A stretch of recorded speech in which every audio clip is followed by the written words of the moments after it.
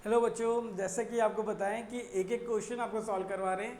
उस सीरीज़ में से हमारे पास एक क्वेश्चन है लिमिट्स का, जो जेईई एडवांस में कल पेपर में आया था और उतना भी टफ नहीं था। और कुछ बच्चे का कमेंट है कि वो तो नहीं बना पाए और पता नहीं क्यों बना नहीं पाए। तो देखते हैं, लेट्स सी कैसा है क्वेश्चन।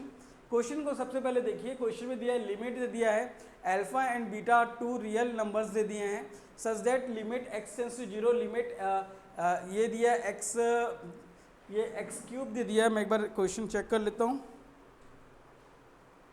यस, एक्स क्यूब दिया है अल्फा बाय टू, जीरो से x one upon one plus one minus t square d T दिया है, प्लस बीटा एक्स लिखा है, कॉस एक्स लिखा है, इक्वल्स टू टू दिया है। अल्फा और बीटा की वैल्यू निकालनी है, उसके बाद उसको सम करना है। तो क्वेश्चन बहुत ईजी है। पहले आपको समझना पड़ेगा ये कौन से रूल के बेस में है। तो आपको दिख रहा होगा कि जैसे आप न्यूमरेटर में जैसे ही लिमिट पुट करते हैं तो ऊपर जीरो आ रहा है और डिनोमिनेटर भी क्या हो जाएगा आपके पास, वो भी जीरो आ रहा है। तो ये form zero by zero form को इंडिकेट कर रहा है। तो अगर ये जीरो बाय जीरो फॉर्म को इंडिकेट कर रहा है, इसका मतलब क्या हो गया कि ये जो क्वेश्चन होगा ये हमारे लिए ये क्वेश्चन हो जाएगा एल हॉपिटल लॉ के साथ बनने वाला क्वेश्चन। तो that will be very easy part. तो आप क्या करेंगे, डी बाई डी एक्स लिख देंगे और पहले लिख देंगे alpha by two integration zero से x one upon one minus t square, ये डी टी लिख देंगे, plus beta x cos x divided by, अब d by d x of आपको लिखना है एक्स क्यूब करना है। अब ये इक्वल्स टू टू गिवन है बच्चे, तो मतलब ये फाइनाइट वैल्यू मिल रही है। जब वो फाइनाइट वैल्यू मिल रही है मतलब आपको इसको इतना सिंप्लीफाई करना है कि इसका result actually zero by zero form से हट जाए। अगर जीरो बाय जीरो फॉर्म में एक बार में नहीं हटता तो दूसरी बार फिर से एल हॉपिटल लॉ लगाना पड़ता है। ये बात आपके दिमाग में क्लियर होना चाहिए। चलिए हम इसको डिफ्रेंशिएट कैसे करते हैं देखते हैं। क्वेश्चन को फिर से लिखना पड़ेगा मेरे लिए, चलिए देखते हैं। लिख देता हूँ मैं। क्वेश्चन में लिखा है d by d x of लिखा है, लिमिट भी है, limit x tends to zero पे दिया है, d by d x of alpha by two zero to x one upon one minus t square d t plus beta x cos x given है और इसमें divide करना है d by d t और d x of x cube का करना है, जो छोटा सा पार्ट दिया है। चलिए ये टू के इक्वल है। तो बेसिकली एल हॉपिटल लॉ लगा रहे हैं, लेकिन इसमें एक इंटीग्रेशन का एक पैटर्न है। जब इंटीग्रल पार्ट किसी दूसरे फंक्शन में देता है और उसका जब हम लोग डिफ्रेंशिएशन करते हैं, लेबनीज रूल का उसमें यूज़ होता है। तो आप लोगों में से कितने बच्चे को लेबनीज रूल पता नहीं है, तो उनको मैं बता दूं लेबनीज रूल कैसा होता है। अगर मेरे पास ए से b function of x d x दे दिया है, डी टी दे दिया है, function of t d t दे दिया है, और यहाँ पर डी बाई डी एक्स के रेस्पेक्ट में मुझे अगर इसको डिफ्रेंशिएट करना रहेगा तो आपको पहले फंक्शन को फंक्शन ऑफ बी में पुट करना पड़ता है, फिर d by d x of b करते हैं, minus f of a put करते हैं, फिर d by d x of a करते हैं बच्चे। तो ये पैटर्न से ये डिफ्रेंशिएट होता है। तो ये पैटर्न आपको लगाना है, मतलब न्यूमरेटर को के फंक्शन में पहले लिखेंगे, फिर d by d x of numerator नहीं सॉरी इसका अपर लिमिट के फंक्शन में लिखेंगे, उसके बाद उसका डिफ्रेंशिएशन कर देंगे और उसके बाद माइनस लोअर लिमिट के फंक्शन में लिख देंगे और उसके लोअर लिमिट का फिर से डिफ्रेंशिएशन होगा। तो ये पैटर्न फॉलो होता है बेसिकली। तो अब देखते हैं क्या पॉसिबिलिटी है इस क्वेश्चन बनाने में। तो ये limit x tends to zero हो जाएगा, अल्फा बाय टू वैसे ही रहेगा जैसा कि मैंने बोला, फंक्शन में चेंज हो जाएगा। तो ये होगा one upon one minus x square हो जाएगा, d by d x of अपन को एक्स का करना पड़ेगा माइनस, और सेकंड फंक्शन जीरो के साथ लेने की जरूरत नहीं है, एफ ऑफ जीरो लेंगे तो जीरो हो जाएगा, वन आ जाएगा, एफ ऑफ जीरो लेंगे तो वन माइनस जीरो हो जाएगा, into D by d x of zero भी होगा, उसको तो लिखने की जरूरत नहीं है। ये फर्स्ट पार्ट का डिफ्रेंशिएशन हो चुका है। सेकेंड पार्ट में बीटा बाहर कर लीजिए, D by d x of x cos x लिख लीजिए बच्चे। तो इतना पार्ट आपको लिखना है और बेसिकली एक्स स्क्वायर ये थ्री एक्स स्क्वायर हो जाएगा इसका डिफ्रेंशिएशन। तो डिनोमिनेटर का डिफ्रेंशिएशन ऐसा हो जाएगा। तो बेसिकली आपके पास ये टू चलते आएगा, इसको कंटिन्यू करते रहना। तो ये होगा limit x tends to 0 alpha by 2 हो जाएगा बच्चे, ये 1/1 माइनस एक्स स्क्वायर हो गया और x का डिफ्रेंशिएशन 1 हो जाएगा और ये 1 का तो 0 हो गया, ये वाली वैल्यू हटा दो, प्लस ये बीटा लिख दीजिए और x cos x का डिफ्रेंशिएशन करेंगे तो minus x sine x plus cos x आएगा। मैं डिफ्रेंशिएशन कर दिया हूँ एक बार में, आप लोग भी कर लेंगे, 3x स्क्वायर हो जाएगा। ये किसके इक्विवेलेंट हो जाएगा, ये 2 के इक्विवेलेंट होगा। तो बेसिकली अगर आप इसमें अगर x की जगह 0 पुट करेंगे तो हमारे क्या रिजल्ट आ रहा है एक बार चेक करना पड़ेगा। तो मैं एक बार इसको मैं फ़ोटो खींच लेता हूँ क्योंकि फिर स्लाइड में चेक करते करते मेरे को टाइम लगेगा। 1 मिनट रुक जाओ।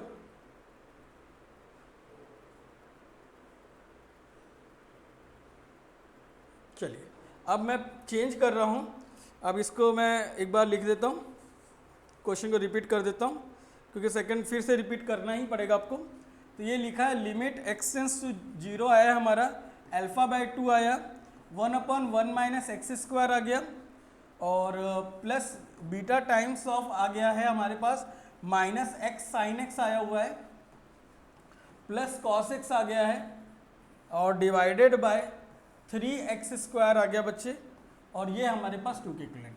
जैसे ही आप न्यूमरेटर में 0 पुट करेंगे तो आपका रिजल्ट क्या आ रहा है, 0/0 फॉर्म में आ रहा है या नहीं आ रहा है वो चेक करो।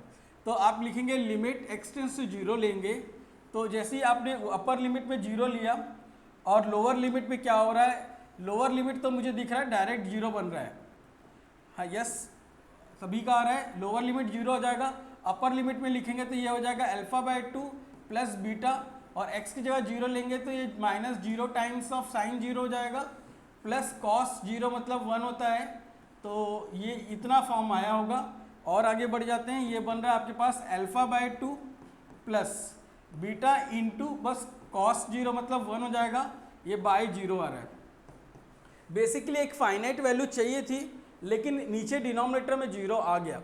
अब यहाँ से ट्विस्ट स्टार्ट होता है। ये ट्विस्ट ये है बच्चे कि अगर न्यूमरेटर में डिनोमिनेटर में अगर 0 आ गया है तो मतलब न्यूमरेटर भी 0 होगा तब जाके ये फाइनाइट वैल्यू देगा।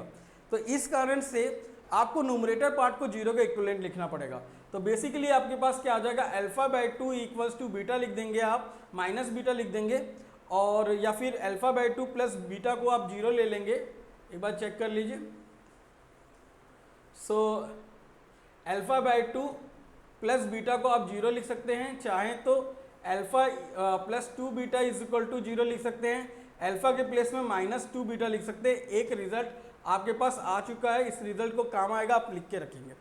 अब हम लोग बात करते हैं इसी का, क्योंकि सिंगल टाइम डिफरेंशिएशन हो चुका है, फिर हमारा कुछ रिजल्ट आया, सेकेंड टाइम डिफरेंशिएशन से हमारा रिजल्ट ज़्यादा डेफिनेट आ जाएगा। तो हमारे पास क्या दे दिया, लिमिट एक्स टेंस टू 0 दिया है बच्चे, और ये अल्फा बाई 2 वैसे ही रहेगा, और डिफरेंशिएशन करेंगे तो ये -1 माइनस एक्स स्क्वायर की पावर माइनस, ये नीचे से ऊपर जाएगा तो -1 होगा, इसलिए -2 बन जाएगा, और एक्स स्क्वायर का हो जाएगा -2x। 1 माइनस एक्स स्क्वायर का डिफरेंशिएशन इतना लिख दिया हूँ मैं, प्लस बीटा आप लिख के रखिए, और ये माइनस भी बाहर कर लीजिए, x cos x sine x का डिफरेंशिएशन करेंगे तो एक्स कॉस एक्स आएगा, और प्लस एक्स साइन एक्स का बन जाएगा, कॉस एक्स आ जाएगा हमारे पास। जस्ट बेटा साइन एक्स का साइन एक्स रहेगा और हमारे पास एक्स का 1 हो जाएगा। तो बेसिकली ये साइन एक्स लिख देना है यहाँ पर। ये इतना पार्ट आपको समझ में आ गया होगा। और डिफरेंशिएशन ऑफ साइन एक्स क्या हो जाएगा, माइनस कॉस एक्स क्या हो जाएगा, माइनस साइन एक्स हो जाएगा। बस इतना ही काम करना है। ये डिवाइडेड बाय आप देखेंगे तो ये नीचे वाला पार्ट क्या हो जाएगा, 6x आ जाएगा। तो बेसिकली इतना ही है, इक्वल्स टू 2 लिख देंगे आप। चलिए थोड़ा सा जगह कम पड़ रहा है, फिर से मैं इस पार्ट को बना देता हूँ। मुझे लगता है कि इसके लिए जगह थोड़ा और लग जाएगा। एक फ़ोटो क्लिक कर लेता हूँ इसके आगे का पोर्शन लिखने के लिए। ये क्या बनने वाला है, इसके पार्ट सेकंड पार्ट देख रहे हैं।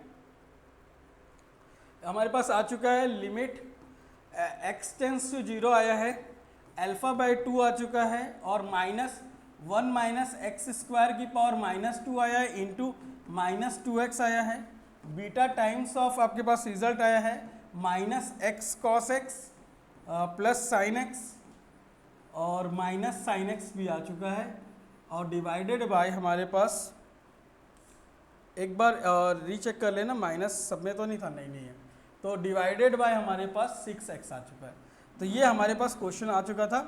अब ये इक्वल्स टू 2 है बच्चे, बस आपको कुछ खास नहीं करना है, लिमिट लेना है, एक्सटेंस टू 0 लिखना है। अब इसमें क्या है, आप लिमिटेशन पुट करोगे तो फिर क्या हो जाएगा, आपके साथ सिर्फ फिर से सेम प्रॉब्लम आने वाली है। क्या प्रॉब्लम आ जाएगा कि इसमें आपके पास टर्म जो होंगे क्या ये एलिमिनेट हो रहे हैं, एक बार चेक कर लेते हैं।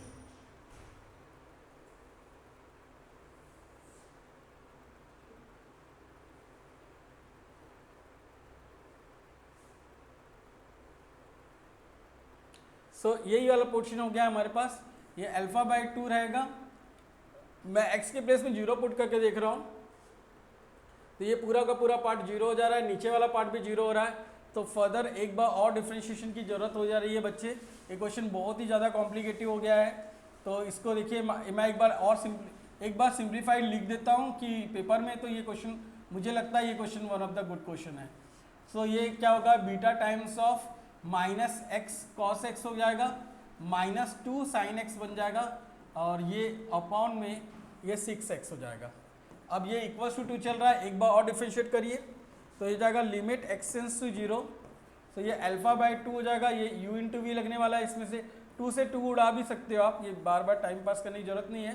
तो ये x बाहर हो जाएगा, और ये 1 माइनस एक्स स्क्वायर की पावर, इसका डिफ्रेंशिएशन लगाएंगे आप, तो ये क्या होने वाला है, ये x का पहले एक बार 1 माइनस एक्स स्क्वायर की पावर -2 लिख दीजिए, x का डिफ्रेंशिएशन 1 कर लीजिए, प्लस x बाहर कर लीजिए, और into -2 times of 1 minus x square की पावर -3 कर लीजिए, इंटू -2x लिख दीजिए। ये मैंने डिफ्रेंशिएशन पार्ट कर लिया है। Second part beta times of लिखना है आपको, ये -x, मैंने x cos x का डिफ्रेंशिएशन करना पड़ेगा मुझे, तो ये बनेगा x माइनस साइन एक्स, और फिर प्लस ये बन जाएगा cos x, माइनस ये 2 cos x बन जाएगा, बेसिकली इतना ही हो रहा है, डिवाइडेड बाय 6 हो जाएगा। अब ये बात आपको समझ में आ गई होगी, ये 0/0 फॉर्म हट गया।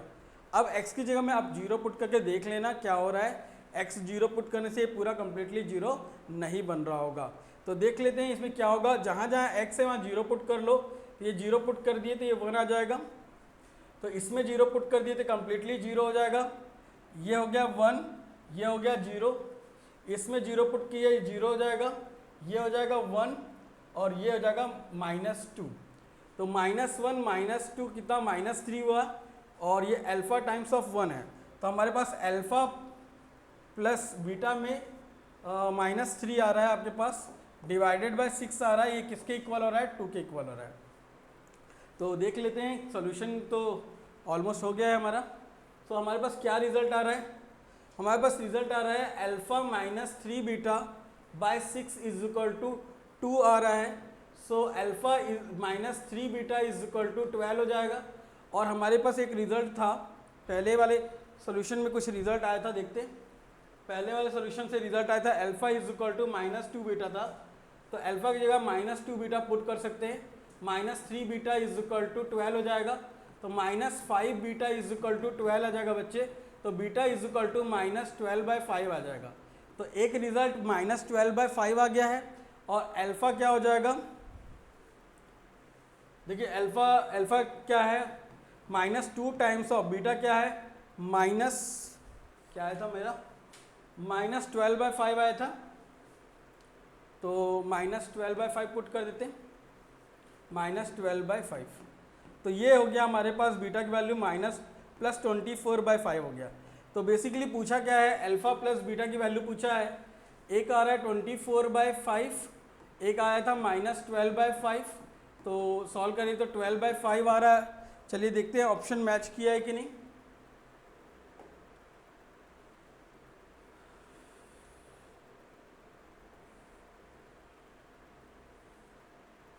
चलिए, मैं इसका ऑप्शन नहीं लिखा था शायद, एक मिनट रुक जाते।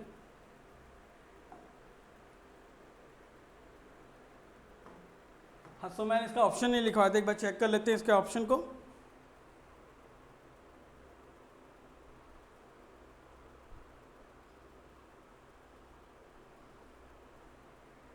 ठीक है बच्चे, इसका ये न्यूमेरिकल टाइप क्वेश्चन था, तो हमारे पास जो आंसर आया है वो 12/5 आया है। तो इसका जो आंसर आएगा 12/5 माने ये 5 2.4 समथिंग आएगा। तो ये आंसर आपका आ रहा होगा। समझ में आ गया क्वेश्चन कैसे बनता है? आप लोग एक बार देख सकते हैं, मैंने क्वेश्चन बता दिया आपको। तो ये पैटर्न क्वेश्चन थोड़ा टफ था as compare to previous question. मैं एक बार आपको बता दूं कि ये जो क्वेश्चंस हैं उतने डिफ़िकल्ट हैं नहीं, बट इसमें क्या होता है कि आपको लगे रहना पड़ता है, क्वेश्चन को कंटिन्यू सोचते रहना पड़ता है। देखिए क्वेश्चन बनाते समय तो देखिए जैसे आपको मैंने बोला था ये लाइव लेक्चर ही है वन टाइप ऑफ, क्योंकि लाइन से मैं क्वेश्चन बना बना के देख रहा हूँ आपके लिए। सो एक बार नेक्स्ट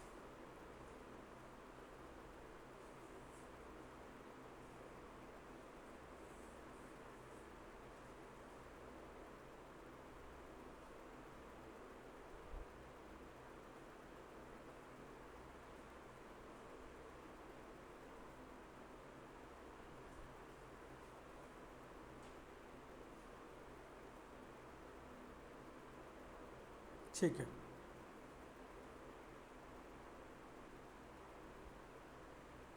तो अपना ये आंसर सही आ गया है।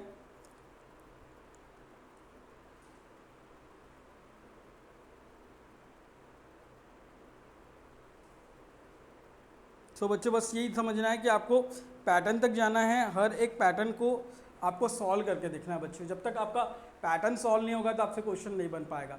देखिए मैंने ये क्वेश्चन जो एडवांस का क्वेश्चन आपके सामने ऑन द स्पॉट बनाया है, आप भी देख रहे होंगे। मेरे को भी थोड़ा कन्फ्यूजन चल ही रहा है कि कैसे सॉल्व होगा, क्या करना पड़ेगा, कैसे इसका सॉल्यूशन आएगा। तो same thing happen with all students math. इसलिए जब भी कोई पेपर में क्वेश्चन बनाता हूँ जेईई का, तो हमेशा सोचता हूँ कि वो पेपर ऐसा बनाऊँ कि जो बच्चों को सामने दिखे, लाइव दिखे कि क्या टीचर कैसे बनाता है, टीचर को क्या क्या प्रॉब्लम्स होती हैं, सोचने के लिए क्या सोचना चाहिए। ये सेम पूरा एस्पेक्ट जो मैं फील करता हूँ वो आपके लिए मैं एज ए एग्ज़ाम में पेपर देने टाइप का ही मैं क्वेश्चन बनाता हूँ। So I hope you enjoyed the session. आप लोगों को मेरा लेक्चर पसंद आ रहा होगा। अगर किसी को मेरे एफर्ट्स समझ में आ रहे होंगे तो थम्स अप दिखाना। और हमारे जो सेशन है एडवांस बैच हमारा स्टार्ट हो रहा है, ड्रॉपर बैच। तो वो ड्रॉपर बैच में आप अपना रजिस्टर कर सकते हो। बहुत सारा कंटेंट पढ़ाएंगे, ये सब कंटेंट तो बस बेसिक है, इससे बहुत बड़ा लेवल का भी क्वेश्चन करवाएंगे।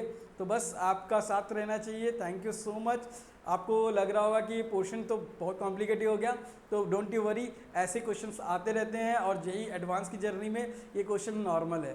सो thank you so much. Let's we move in a next question. तो हम अपनी नेक्स्ट क्वेश्चन में आपसे मिलते हैं।